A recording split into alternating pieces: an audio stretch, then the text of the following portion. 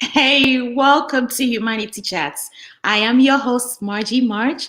We do this on Thursdays. We get together and we talk about everyday issues that impact humans.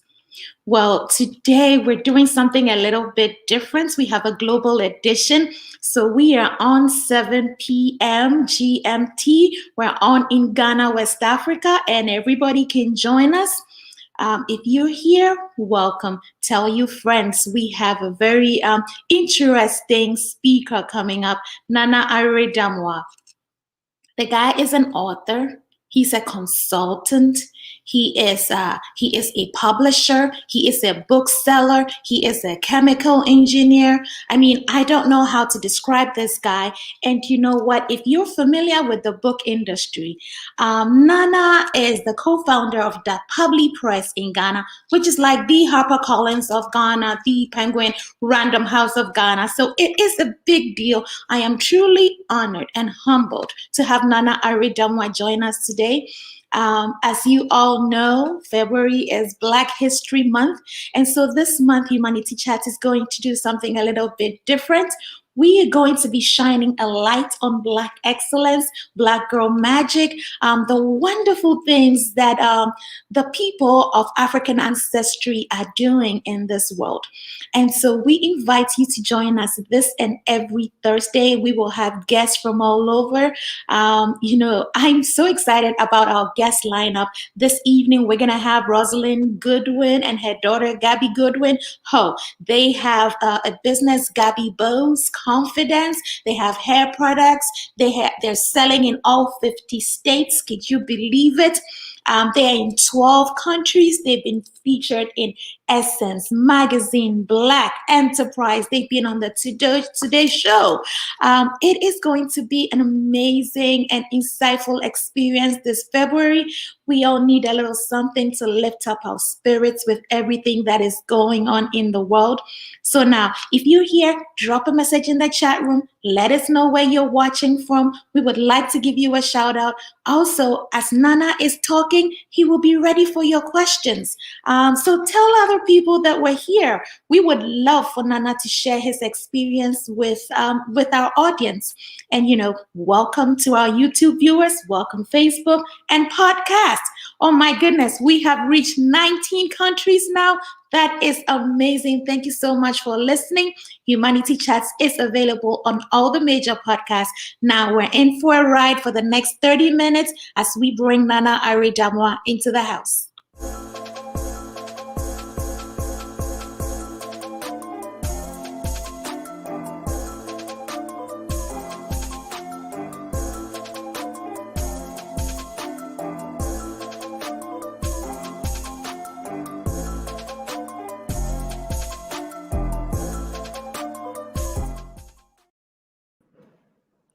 Hello, Nana. Hello, Marjy. And Auntie Shapa. Oh, I think to yen. I think that's say na yetiase. Yeah. I like your tree. Yes. Now, viewers, what Nana said to me was basically Happy New Year because we haven't spoken all year. And I said, right back at you. And that we will be alive this time next year. Praise the Lord. That's right. Now, Nana, welcome to Humanity Chat. It is such an honor to have you. I'm excited to be here, and congratulations for pulling me out of my corner. Oh, well, you have to come out of that corner and tell the world about the great things that you're doing. Now, at this time, do you want to tell us a little bit about yourself before we get into the conversation? Okay, so maybe a few things. My name you have mentioned. I'm an engineer actually.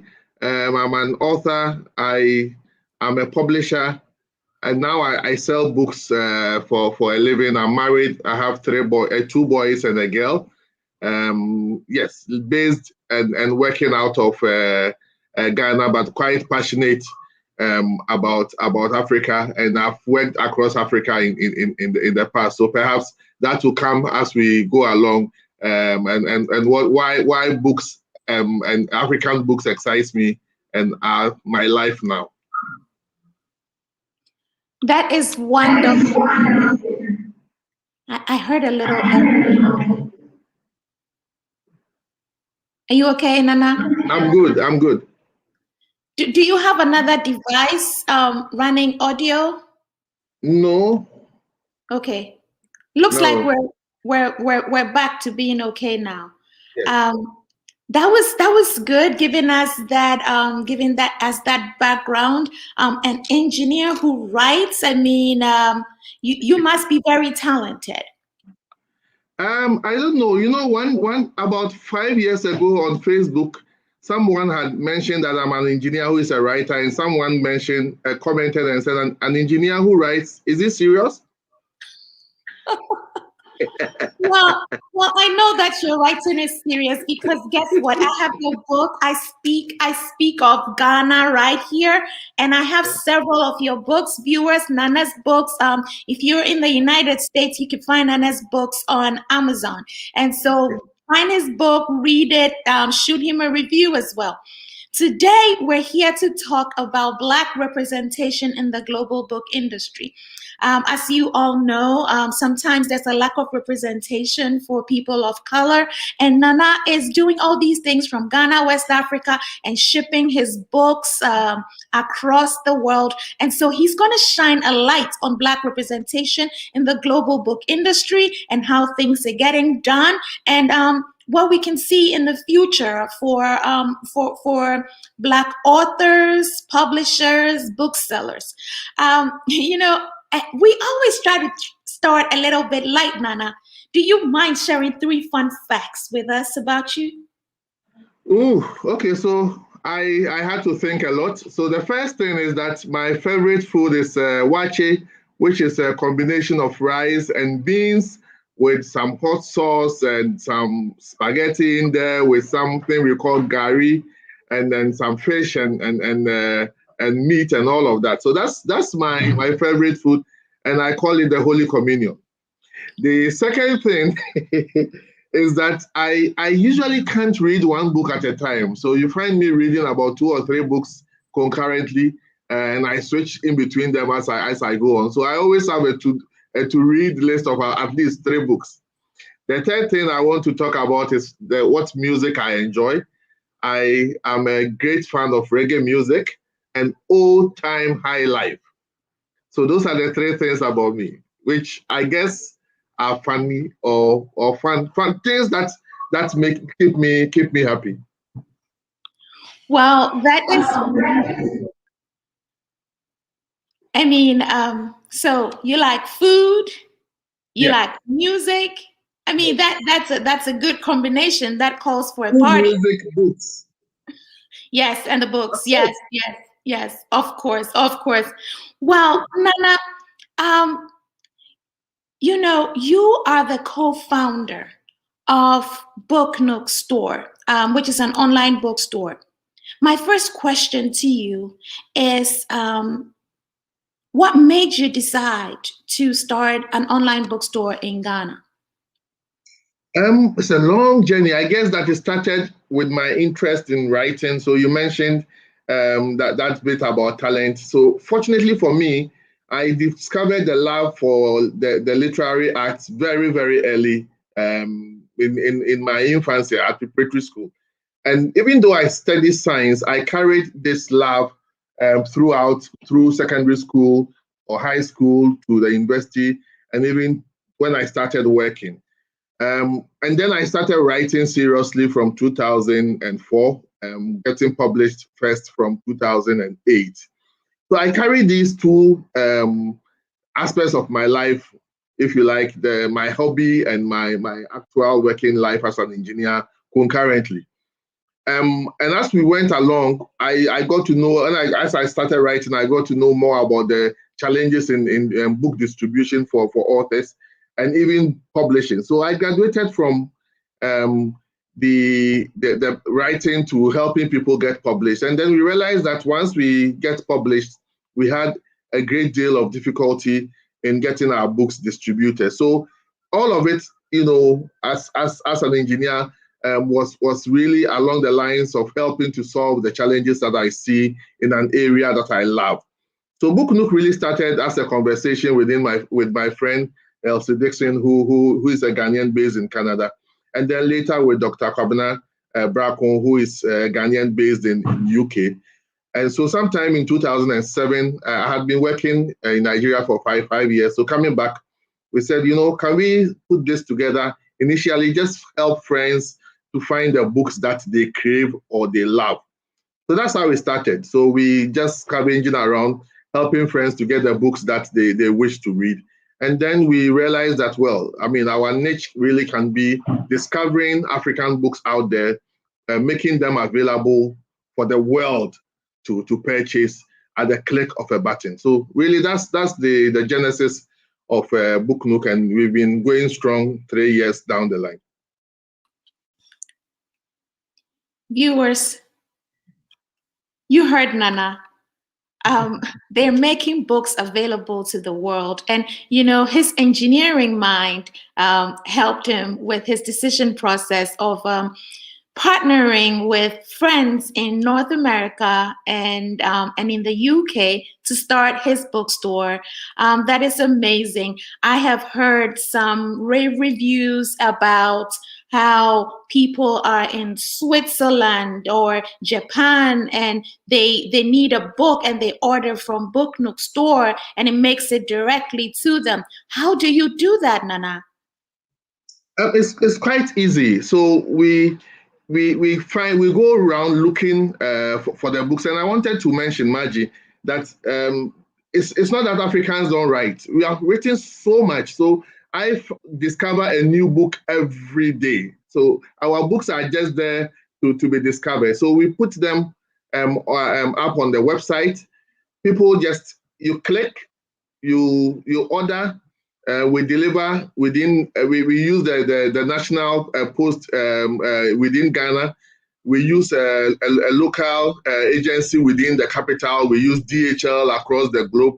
And as a point of interest, actually, between today, actually the book is in China today. There is a delivery going to be made in China today or tomorrow. The book is already in China. And this is a book about Ghana that a Ghanaian student in China needed. So we've had people, academics ordering some books, and we like I said, we go around. I use the word scavenging, discovering the book. So there are many books on Book Nook that you won't find anywhere on any other online bookstore, because these are uniquely interesting Ghanaian and African books. Today, I spoke to a diplomat who has, a seminal book on African foreign policy from the 1960s. He's a diplomat, a retired guy. And I spoke to him and I was so excited. And he's giving me four other titles of his. And he tells me the books are in his house. And what a fascinating opportunity to be able to get a book from a warehouse which is sitting, that people in Japan, and that particular book, one of his books, actually a bookstore in Japan wanted it. So to be able to open up that global supply chain opportunity for African books is something that really, really excites us. So it's easy to answer your question simply. It's easy. At the click of a button, you get your book from Ghana to Europe. Most times you're able to deliver within 48 hours. To most parts of North America, we are able to deliver within 72 hours. To Asia, within 5 days, you get your book. How cool can that be? Wow. That is cool. That is too cool. I mean, sometimes, especially, and I live in the United States. Sometimes people have this image of Africa that you have to, I don't even want to go there. So to know that you can order your book from an African bookstore and it will ship anywhere in the world, and it has, the number of days that it would take to get there, that is amazing. For viewers that are watching or listeners abroad, if you would want your kids to read books written by authors of African descent that have historical value, because I know that there are books about names of the days of the week and all that culture, you can go to Book Nook. The website is on the ticker. It's Book Nook Bookstore, and it is www.booknook.store. So you can go to that website and order those books, and it will come to you. It will come to your home. Um, Nana, you are a publisher and the co-founder of Doc Publi and Associates. You want to tell us a little bit more? I know you did do that a little bit in your intro, but tell us about Doc Publi and Associates, your journey. Okay, so again, it's you see, I'm a person of partnership. So again, I got linked with a friend of mine. We actually went to the same preparatory school, but I didn't know him then. He's called Kofi Akpabli. So our company name is a combination of the two, Damoah and Akpabli. So we met sometime in 2011. Then we started having book signings together. Then we started doing book readings together, and we launched a reading road tour across Ghana, and then we actually went to Nigeria and Liberia, known as Dakpabli Readathon.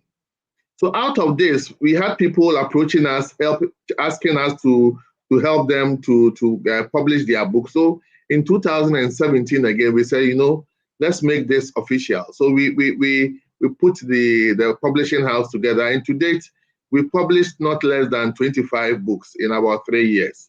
And every day we are getting exciting projects to work on. This year, we've already released about 3 books. And it's just exciting. Lots of stories out there to be written, lots of them. So we've done biographies, we've done fiction, we've done drama, we've done poetry. Oof, lots. People are writing, and we are just excited to be able to bring their ideas into fruition. That is amazing. Now, if you're watching Dakpabli and Associates, the website is there down there on the ticker. It's dakpabli.com. And if you're listening on the podcast, find them, Google them. Dakpabli is D as in dog, A as in apple, KPA, B as in boy, L as in Lulu, and I, Dakpabli. So find them, learn about them, and they may be taking they may be accepting some manuscripts. I know they're pretty busy. Nana, do you want to tell us a few of the authors that you may have published? Do we happen to know any of them? Oh, I think one of them is on the call already. I can see Abba Ketuanda, who we were really excited to publish out of Florida.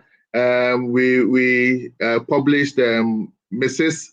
Rosina Champon, the first Ghanaian headmistress of Wesley Girls. We published one of your guests as well, Rosemond, who had apples in a seed. We published Lucy Quest. You interviewed Lucy Quest on this program as well, the first Ghanaian CEO of a telecom organization in Ghana. Lots. We've published politicians. We we published Isana Nkuma, who is one of the Ghana's leading lawyers. Actually, this week, he was voted as one of the top 20 advocates in arbitration across Africa. So we've had some real heavyweights, and then we've published new authors whose writing journey we have launched.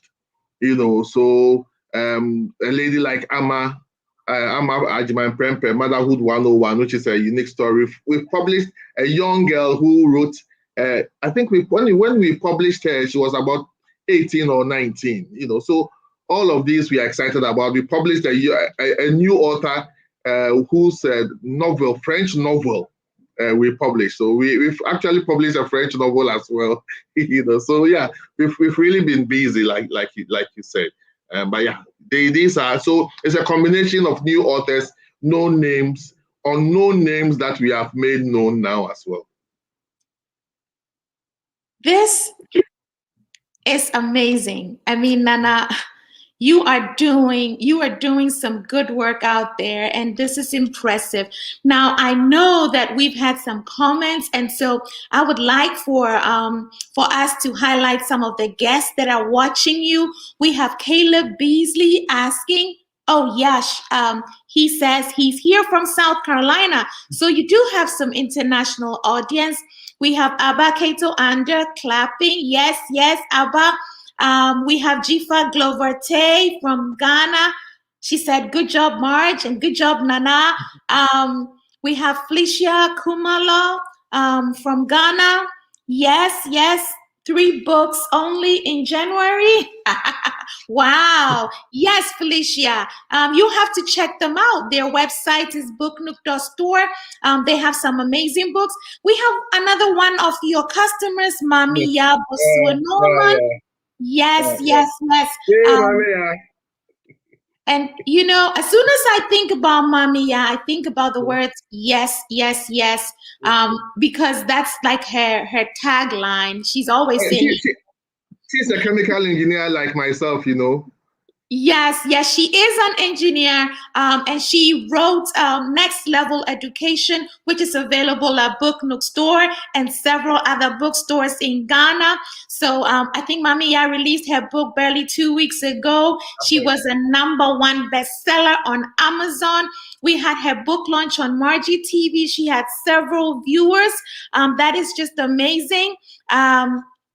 Yes, and now we have Pamela Ofori Boating saying, first time here, nice job. So Nana, you have a lot of love on screen for you. You are breaking barriers in Ghana. And you said you had, no, not that you said, I know, so I shouldn't even say you said, because I have one of your books here, I Speak of Ghana. I want to know how many books you have written, Nana.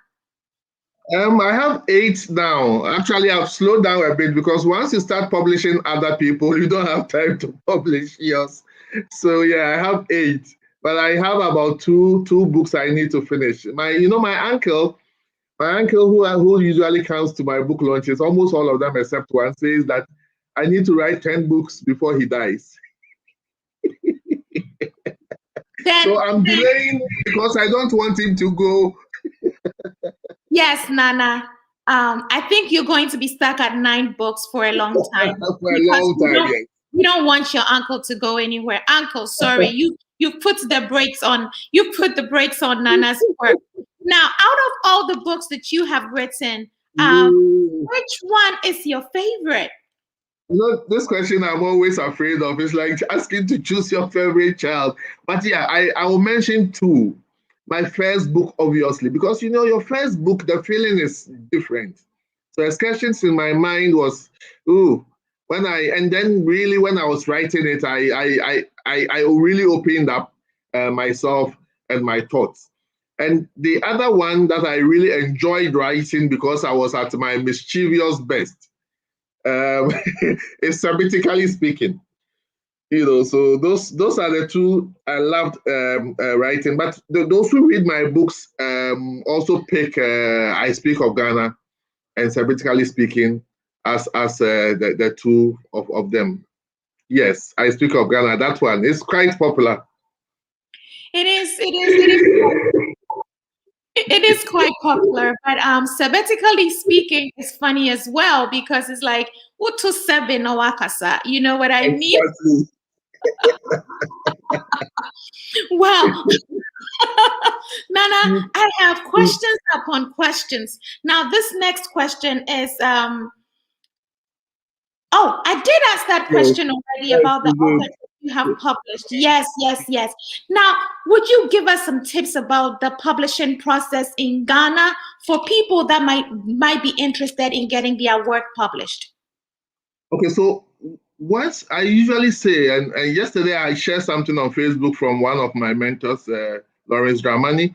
Dramani says that there is nothing like good writing. There is only good rewriting. So before you bring your book up for a publication process, ensure that you have let the sun go down on your writing, muse over it, um, think over it, reflect over it, share it with some friends to give you some feedback. And once that is done, you can push it forward for the publishing process. So always think about that. And then once you are going through the publishing process itself, don't be too emotionally attached to your work. The editing process brings out the best in your book. And Marge, we were discussing today that a book is never the product of only the author. It is a product of a village, of the editor, of the book designer, of the publisher. So open yourself up to that process and be ready to explore and to take feedback when you are going through the editing process. I guess your question also means, how do you get publishers?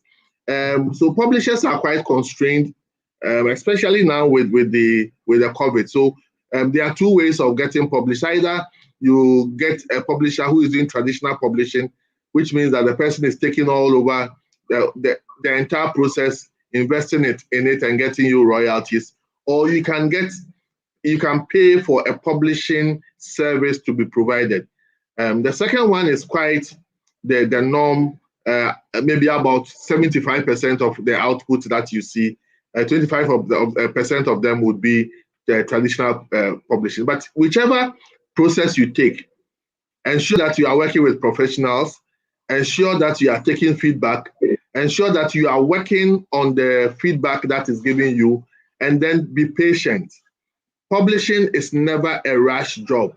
At Dakpabli, we say that we never do fast foods. Be patient to go through the process. At the end of it, you yourself will be excited about the output that comes out of the process. And Rosemary says, hello, Nana. So can I just say, hello, Rosemond? Hello. Well, hello, Rosemond, author of Apples in a Seed and soon to be author of several children's books. Thank you for joining us, Rosemond. Now, viewers, if you're just joining us, this is Nana Awere Damoah, premier publisher, author, consultant, engineer, speaking to us from Accra, Ghana. And he's telling us about the state of the global Black book. Look, I got my words mixed up, but it's global book industry from the Black perspective. Whichever way I said it, you kind of get what I'm trying to say. No. It's because we are both excited, so you can be forgiving. Yes. Viewers, listeners, you can be forgiving. Now, Nana, we're talking to you in Ghana. Things in other parts of the world may be a bit different, and so I would like to know the state of publishing in Ghana. Are people earning money from the publishing process? I'm not talking about I'm not even talking about the writing process. I'm talking about the publishing industry. Is it a lucrative industry? Do you have enough business? So your question is loaded. In terms of, so I will just focus on the last bit. Is it lucrative? And I usually would warn new authors, especially if you focus on the lucrative or the supposedly lucrative aspect of it, you will never get into this business. It must be more than that. And I was going to use an analogy that may not be known to all people, but it's a traditional one. So I talk about fufu. Fufu is a meal we eat in Ghana, and it is surrounded by soup when you are eating it. The book itself and your process out of it is really the fufu, but there is soup around it. So I tell people, don't focus on the fufu, focus on the soup. As an author, your pedigree goes up, so you usually would earn or benefit from the auxiliary things that come around you being an author. So you might not gain only primarily from the sales of your book, but because somebody knows you as an author, they can ask you to edit some work, they can ask you to moderate a session, they can ask you to write a paper to help them with. Those are the things that you benefit from. Secondly, I tell people that as an author, your first book is the last book people buy. If you want to be taken serious as an author, don't look at publishing only one book. Typically, people like my example, the book you have is my fourth book. Most people encountered me or got to know about me from I Speak of Ghana. Then they ask, is it your first book? I say, hey, I've been in this business for a long time, I've been here for 5 years. This is my fourth book. Now they go back and find my other books. So if you want to be in this, you must have a long-term view in mind. Having said that, there are people who are making it with their writing, but don't focus on the what do you call it, the revenues primarily. Look at the bigger picture. And there is something that most writers have this as a deep-seated passion. There's something that happens to your psyche when you hold your book in your hand. Your entire, and I can see you swelling up already, Marjy. Your entire personality gets boosted up once your book comes out. It's like having a baby where you have dreamt about, you have prayed about, and all of that. So that also happens, and it's more than any monetary gain that you can have. Having said that, the publishing space in Ghana is very, very active, but we don't have a lot of publishers who are doing a lot of traditional publishing. So we do have people publishing, but most of them will publish through the using publishing services. But either way, books are being published and new authors are being made, and Book Nook is helping bring some of these books also to the world. So we are helping in terms of the entire supply chain. So we are busy. Like I said, there are books which have been written just waiting to be discovered, rather than books waiting to be written. People are writing, people are churning out books. Na. You are making an impact in Ghana. You are adding to the bottom line. You are adding to the revenue. You are bringing knowledge. Thank you so much for the work and all that Black excellence. This is just amazing. And I know that you're not just focused in Ghana. You're not just focused on Ghana. You work with other African publishers and bookstores. Do you want to tell us a little bit about some of the collaborations across Africa that you have? So last year, there is this festival we have called Peja. So I moderated a session where we talked about the challenges of distribution and challenges of publishers across the continent, actually across the subcontinent. And then beyond that, we said, let's take action. So I brought together initially about 7 or 8 publishers in Nigeria, about 6 or so publishers in Ghana, bookstores in Ghana, about 6 of us, and then I think about 3 or so bookstores in Nigeria. And then we did the first trial. So we consolidated our orders as 4 bookstores in Ghana, and we ordered together from 5 publishers in Nigeria, and we have shipped together. The books are in Ghana now. We are clearing, and then there was a chat on Twitter, and overnight, people said, we need to be doing something. One of my Nigerian publisher friends said, "Oh, Nana has already started something with us already." So overnight, we had an explosion of members, and this is on WhatsApp. So now we have partners or friends from Angola, from Rwanda, from South Africa, from Liberia, from Angola, from Cote d'Ivoire, and we are talking a lot. And all of this is to ensure that books that are printed or published in Rwanda can be available in Liberia, and Liberian books can be available in Cameroon. We have someone from Cameroon, by the way, and all of that. So we are really, really thinking about how we can collaborate. And our biggest challenge is logistics. So we are talking now with one voice to see whether we can approach some of these logistics companies and then collaborate and see whether we can solve our own problem. So yeah, we're taking our destiny into our own hands, and we are talking, really talking. In the past, I think writers were talking to each other, but now we want to see how publishers can talk to each other and bookstores can talk to each other. Because I always say, Marjy, that there is no need fighting over a 1-inch diameter pie when we can increase it to about 2 kilometers diameter and still share the same pie. What happens is that maybe I still will retain 1%, but I'm retaining 1% of a $1 million industry instead of 1% of a $100 industry. So yeah, we're thinking collaborating so we can increase the size of the pie together. This is amazing. It's so impressive to hear this. If you're watching, please share this with your network. If you're watching on YouTube, you can put this on your WhatsApp forum. People need to know the state of publishing in Africa. This is Black representation in the global book industry. It's impressive to hear what Nana and his friends are doing. Nana, before we move on to the last but one question, I know that there have been some comments in the chat room, and so let's go. Oh my goodness, we have Annette saying, oh, yes. Thank you. I'm forgiven, Marjy. I know, right? I was stuttering, Annette. I was, yeah, thank you. Thank you for forgiving. I think okay, this is Rosemont. Rosemont is saying that because of you, we can.